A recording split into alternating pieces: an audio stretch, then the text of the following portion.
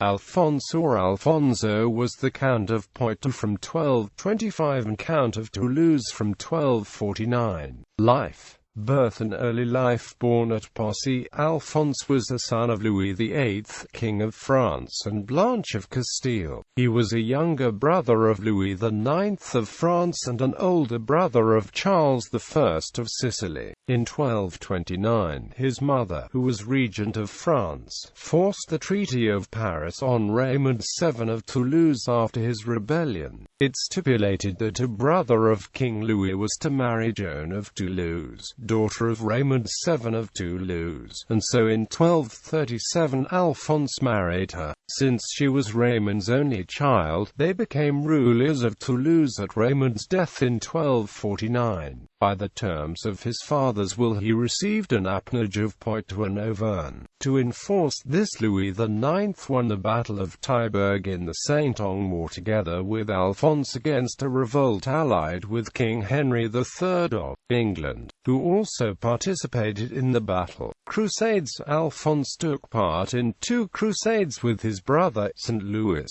in 1248 and in 1270. For the first of these, he raised a large sum and a substantial force, arriving in Damietta on the 24th of October 1249. After the town had already been captured, he sailed for home on the 10th of August 1250.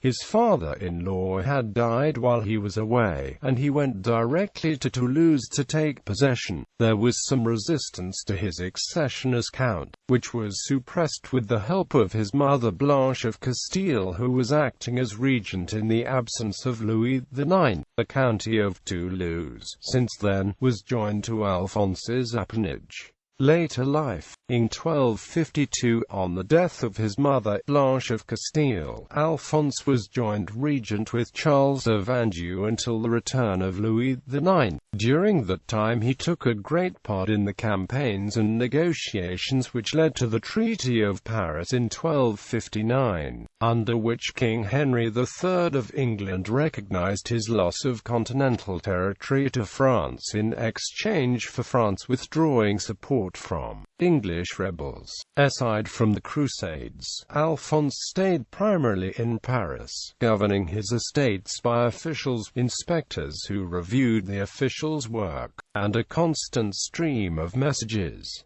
His main work was on his own estates. There he repaired the evils of the Albigensian War and made a first attempt at administrative centralization, thus preparing the way for union with the crown. The charter known as Alphonsine, granted to the town of Riem, became the code of public law for Auvergne. Honest and moderate, protecting the middle classes against exactions of the nobles, he exercised a happy influence upon the South.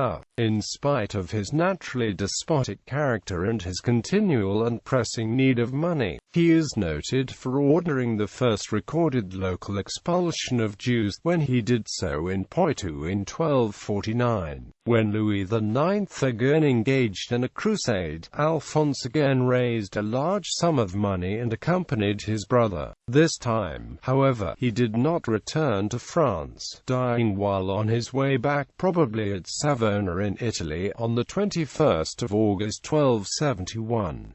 Death and legacy. Alphonse's death without heirs raised some questions as to the succession to his lands. One possibility was that they should revert to the crown, another that they should be redistributed to his family. The latter was claimed by Charles of Anjou, but in 1283 Parliament decided that the county of Toulouse should revert to the crown, if there were no male heirs.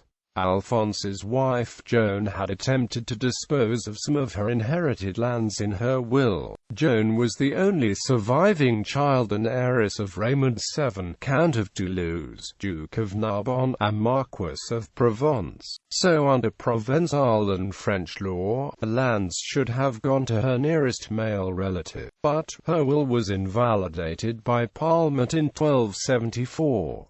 One specific bequest in Alphonse's will, giving his wife's lands in the Comtat Venaissin to the Holy See, was allowed, and it became a papal territory, a status that it retained until 1791.